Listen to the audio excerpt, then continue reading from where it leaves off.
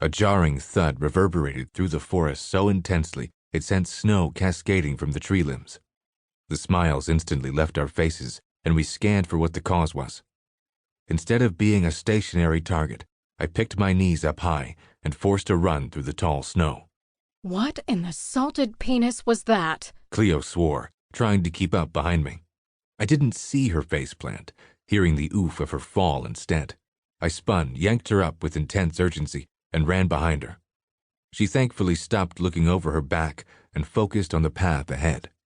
We burst through the hardwoods and onto the road. When we arrived at the camels, they jerked their heads around in agitation. I tried to see what they smelled, only finding gray skies and endless trees. Cleo panted, and I calmed my breathing. Whatever the noise was, it didn't repeat or near. Salted penis. That's a new one. Sailor's curse. I don't see anything, Cleo replied, putting her hands on her knees. Mother's milk, I'm out of shape. What was that? Did the gods drop a rock from above? Not the worst theory. Desaria exited with Jemmy, her boots sinking into the snow. Everything okay? Did a tree fall?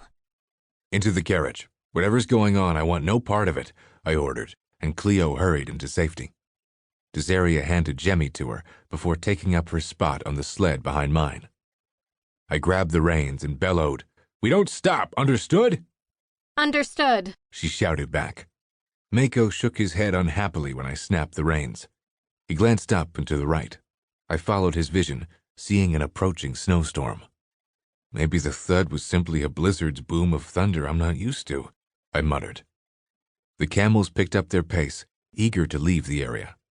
First the moose goes missing, then the thud. No, something is...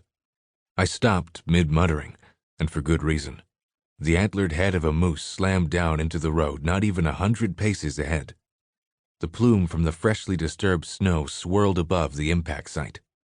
I craned my head back and glanced up, seeing two monstrous eyes of a towering creature covered in gray and white fur.